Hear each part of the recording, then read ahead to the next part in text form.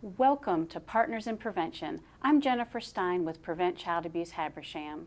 We work to bring to you each month important information that as parents and caregivers, we can help create healthier family norms and therefore have happy, healthy children.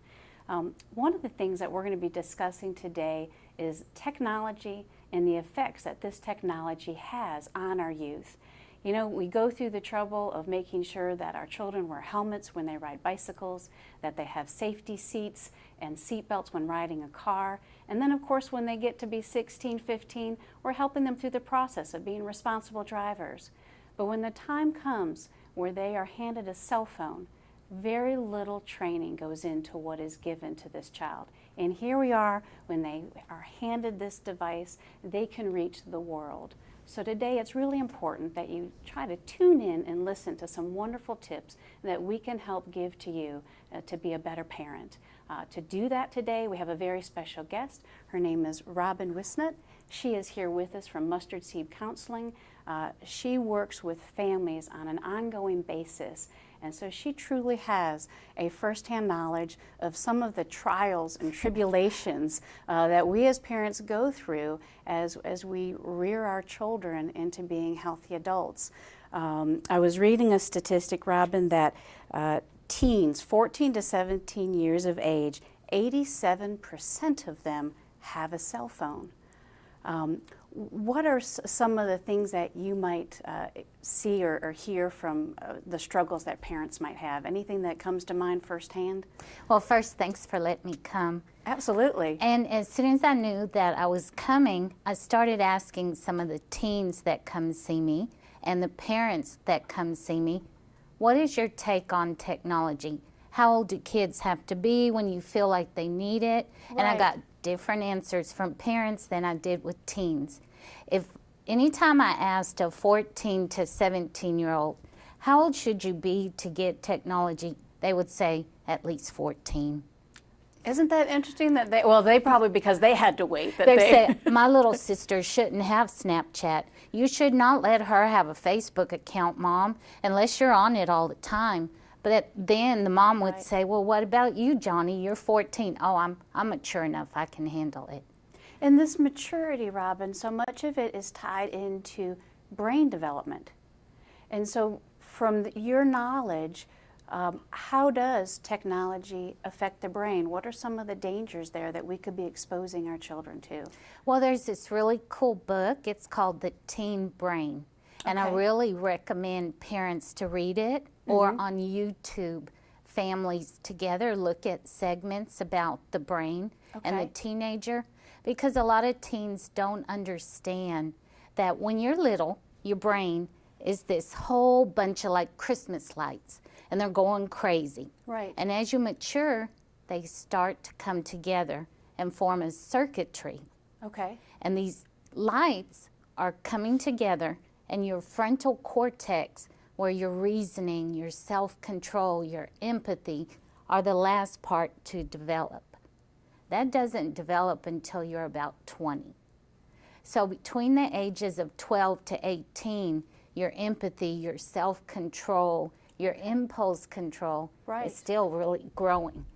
But because teens know they learn fast, they can multitask, they think, bless their hearts, they think that they know it all and they can do it.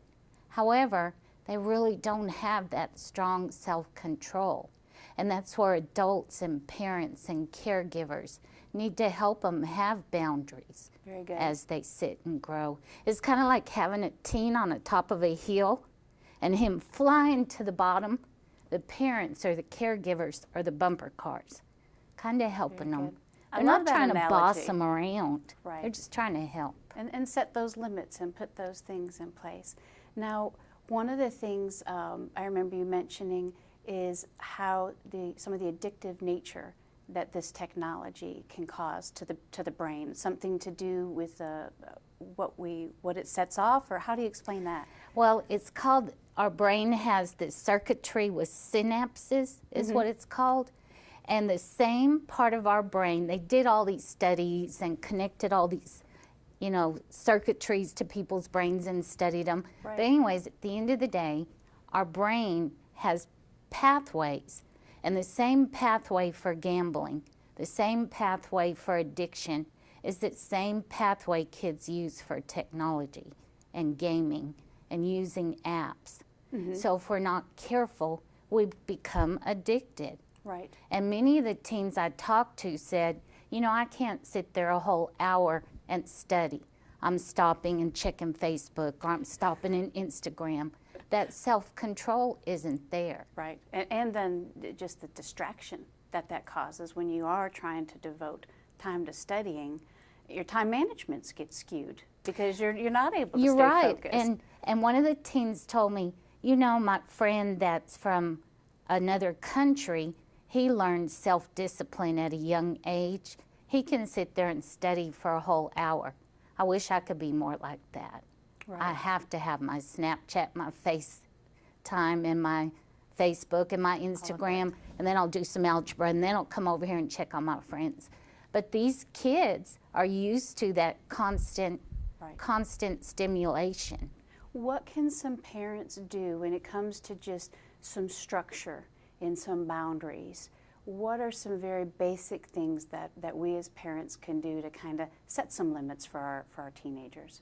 I think let your teens in on it. Okay. And in a quiet time, sit down with your kids and say, hey, your grades are slipping, or I don't want your grades to slip. What can we do? What can I do to help you? Can you go 1 hour and leave your phone in the other room? Can you come and study in the living room? What can we do to keep your technology away for just an hour? Right. And start helping them learn how to limit their technology. And I like one thing that you had mentioned in your email to me as we were discussing this was turning the internet off at 9. You know, when we go to bed, because otherwise, you know, one of the analogies too is, you know, when your child first has their driver's license, you're asking them, who are you going to go see, where you're going, and when are you coming back? And here, if we didn't monitor that, we wouldn't know where they were going. But let's talk more about this. We've got to take a quick break. And when we get back, I'd love to learn some more about some things that we can do just from that home parameter side. Okay. So we'll be right back after these messages. At Windstream, we're offering our customers a new feature, Watch TV Everywhere. Now you can watch available episodes of favorite shows, movies, and live news and sports on tablets, smartphones, and laptops. There's no extra charge from Windstream. You only need to be a cable customer already receiving a Wind package. It's simple to get started. Just visit WatchTVEverywhere.com. So enjoy, and thanks for being our customer. Welcome back to Partners in Prevention. I'm Jennifer Stein with Prevent Child Abuse Habersham. We have with us today Robin Wisnett. She's with Mustard Seed Counseling, and she deals with some of the pros and cons of what technology can do to youth. So with us today, we're focusing on what families can do to help set some boundaries and learn the importance of setting some healthy family norms. And you know, one of the things I was reading about was how 8 hours a day is a typical amount of time that teenagers are consuming internet usage. And that's huge. I think of my youth, and we talk about riding bikes and healthy things that we used to do outside, and now 8 hours of their day is spent online. So I loved it before break. You were talking about at nighttime, which, you know, parents need their rest too. We need to be able to go to bed and know that our kids are safe. So you had the idea of turning the internet off. What would teens typically say to that? That's like outrageous for them. Yes, it is. It would be so outrageous. However, they need their sleep too. And as we talked about earlier, teens don't have that frontal lobe development fully there to help with their self-control and their impulse control. So if the technology isn't turned off and they get a text at 2 in the morning, they're more likely to want to see what their friend's talking about. Right. And maybe, you know, you were mentioning like the brain stimulant stuff, so some of that having to do with that interrupted of good deep sleep that our growing teenagers need. So some families meet and they decide at 9 p.m. we're going to turn our Wi-Fi off. And I learned this from teens. They said, yeah, I was able to still work on Wi-Fi at night. Is that really a safe thing to do? Well, Mom didn't know. So a lot of parents don't realize there's this app you can get. It's called OpenDNS. It's parental control for your internet. Okay. There's also a really cool website called Cyber Safety Lady that I love.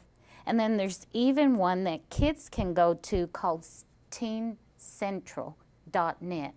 So if kids come across a website that they're like, man, this is awful, they can report it themselves. Wonderful. So, you know, with our kids, they're digital natives, is what they call it. Okay. They were born, some of them had Facebook pages when they were born. Their parents set up the sinogram and started their Facebook page. These children were born and we started taking pictures of them. Right. This generation has had technology since they were born. So it's not that it's a bad thing. We just need to manage it better. Right. This generation, Generation Y and Z is what they call them, they're group oriented. They have to stay in constant contact with each other. Right. That's their way. Gratification, right? It's their way. They stay in contact with each other. So just helping them navigate through this digital age and be there. They're the experts on this technology. We just have to be there and make sure they're using it wisely. And how do we find out about some of these apps? You know, you've got the App Store. There's thousands of apps that are created for everything. Between Snapchat, of course, there's Facebook and Twitter, and I forget some of them. I saw one the other day. There's a calculator app where you can actually take a picture of your homework and it'll solve it for you. You know, where do parents, any ideas of how to find out about these apps? From our teens. Okay. From the teens, I've learned about a lot. There's one, without going into too much detail, it's a calculator app. You put in a code and it can take you to a secret place to store photos. So kind of like a lockbox. Kind of like a lockbox. But our teens are the experts, so we ask them, hey, someone was telling me there's this app. What do you know about this? Or what can you help me know about this to protect your little brother? Or our neighbor's got a kid. Right. Our teens know about this. And the college kids know about this. So going to them, having an open dialogue, you're not in trouble. Just help us understand these apps, guys. Well, and you know, it's been neat to see how some of these elementary school teachers are doing kind of like an example where they'll take a picture of themselves holding a sign and it'll say, I'm doing this project, can you please share?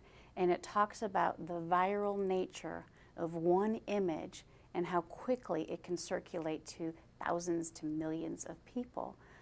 So it's quite scary for an adult to think that their child's choice of what they do could be that quickly circulated. So it's a lot of responsibility for a child. But you know, the sad thing is a lot of our kids have become desensitized to these graphic images of women in not too many clothes, or you know, it's the media has made our children more desensitized is the only way I know how to do it. And these kids live out loud and live on the internet. So it's just helping them understand if you take a picture that's inappropriate, it's there forever. Right. And some kids will be like, so? Because of that impulse control, of that not having the long-term reasoning. Yes. That when you're 30, they're not going to want to see a picture of themselves 14, 15 acting that stupid. Well, and it opens up the door of child exploitation, and that's some of the things that these children don't necessarily understand. Now, what would you recommend for parents if children do want to be on Facebook or they do want to be on Snapchat? Anything that parents can do themselves to just help monitor? Making sure they're on their Snapchat account and their Facebook account, and that the teens know your parents are going to randomly check your phone. Okay. That's like a drug test for someone on drugs. Right. Mom can just grab up your phone, and if you're not doing anything wrong, you won't care. Right. So just having that accountability with your teen, knowing all the rules ahead of time before they get the phone. And if you haven't put the rules in place, sit down and say, you know, I think I kind of screwed up a little bit. We're going to help you have better control of your phone to help you. It's my fault that you've had so much free time. Put it back on the parent. Yeah. And then that way, and then move forward with some different ideas in place. So how do you get the child's buy-in to this? Any certain tricks of the trade there? Well, that's a tough one. That is a tough one. If they've been going to bed with their cell phone for so long, just education, and you know at the end of the day, you're the parent, and they're in your home for a few more years. And it's your job to keep them safe and get them ready for college. But until then, you're still in charge. I love it. So if you can't get them to buy in, you have to put a reward and consequence in there, because you are the parent. You're not their best friend. I love it. When we get back from this message, we're going to hear a little bit more about how we can help be the positive role model for our children and help continue to create these healthy norms. At Windstream, we're offering our customers a new feature, Watch TV Everywhere. Now you can watch available episodes of favorite shows, movies, and live news and sports on tablets, smartphones, and laptops. There's no extra charge from Windstream. You only need to be a cable customer already receiving a Wind package. It's simple to get started. Just visit WatchTVEverywhere.com. So enjoy, and thanks for being our customer. Welcome back to Partners in Prevention. I'm Jennifer Stein with Prevent Child Abuse Habersham. This episode we have been focusing on youth, technology, the internet, all of the different safety things that we as parents and caregivers can do to keep our children safe. With us we have Robin with the Mustard Seed Counseling Services, and she has just been opening our eyes as to some of the misconceptions that we might have as adults and what we can put into place at home to keep our children safe from the World Wide Web. Earlier we were talking about this open line of communication that we're having with our children, having that family meeting and discussing some of these parameters. What might a parent do if they discover that their child has been viewing pornography or explicit images? What are your suggestions there? Well, first, our children need to know it's not their fault. Okay. As parents, it's our job to put parental controls in place to keep them safe. So if a child does stumble across an image or a porn site and the parent finds out about it, we don't need to shame the child. We need to let the child know, you know what, I am so sorry I didn't keep you safe. It's not your fault. You looked at that, and I'm sorry it was available to you. Very good. You know, one of the things that research-wise they show, only 3% of pornographic sites require you to show identification that you're of age. So it is just so available at their fingertips. You mentioned earlier that there was a website that we could go to for tips to help set up these filters. What was that website again, Okay, Robin? there's two. One is cybersafetylady.com, and then OpenDNS, which is free parental control. Because our kids need to know, you know what, if you stumble across an image, it's not your fault, but you don't need to keep clicking on and looking at other stuff. Come get me right away. You're not in trouble. Mm-hmm. So if you see something that's inappropriate on your screen, please come get mom. Because there's even some apps, which I don't know which ones they are, that turn off parental controls. I haven't seen it. Okay. So moving forward, what parents can do when they get a new device is research it. Just research, this is an Apple iPad, or this is a Windows Nook, or this is a tablet. What do we know about it? How do we keep our kids safe? But at the end of the day, we have to teach our kids that if you do stumble across something, come get me. I like that. That's wonderful. And I like the idea of not shaming them because it could open to discussion of other important, valuable things. You know, with Vines, which is an app, these children, they love creating video. They love sharing their creations.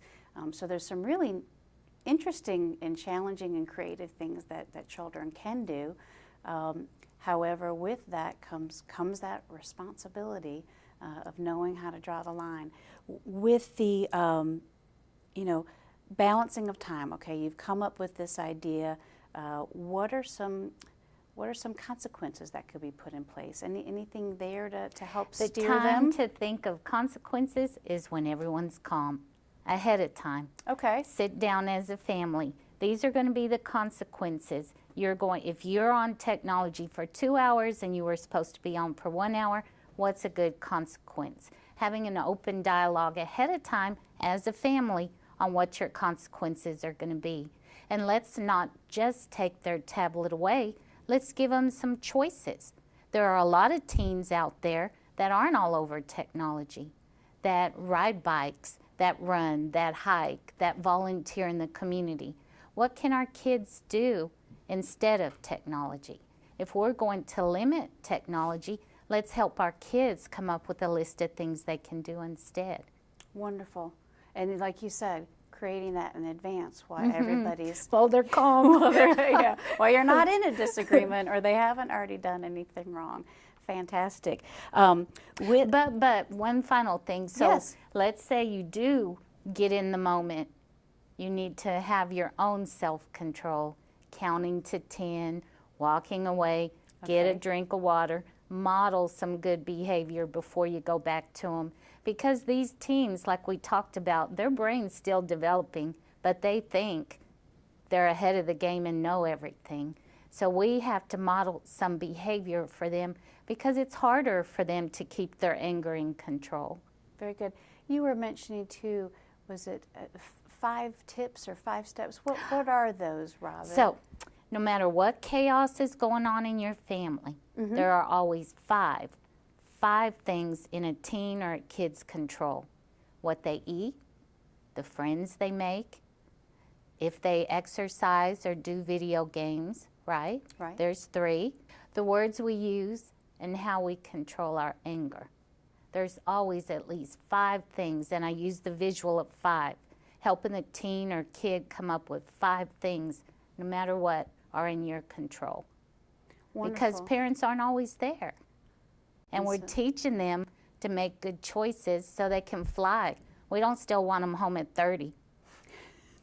No, we don't. No. We want them to become independent, Exactly. contributing members of society. So learning their 5, what's the 5 things in their control? At least 5 things that will help them make good choices in the future. And I would imagine too, as you're bargaining with your children, it's empowering for a youth to know that they do have things within their control. They need to feel like they're in the pilot seat because that's part of their, getting those wings and flying. Very good. Well, I think even as adults, those are important things that we can do to be better people. So I'm very encouraged by that. I love everything that we've gone over today.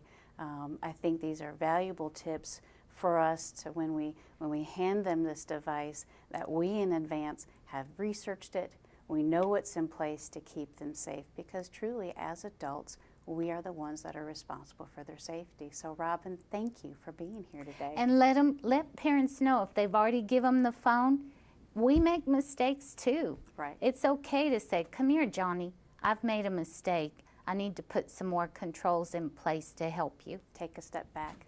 Well, thank you. We appreciate you joining us today, and we hope you've learned some important information to keep your child safe and enjoying technology effectively.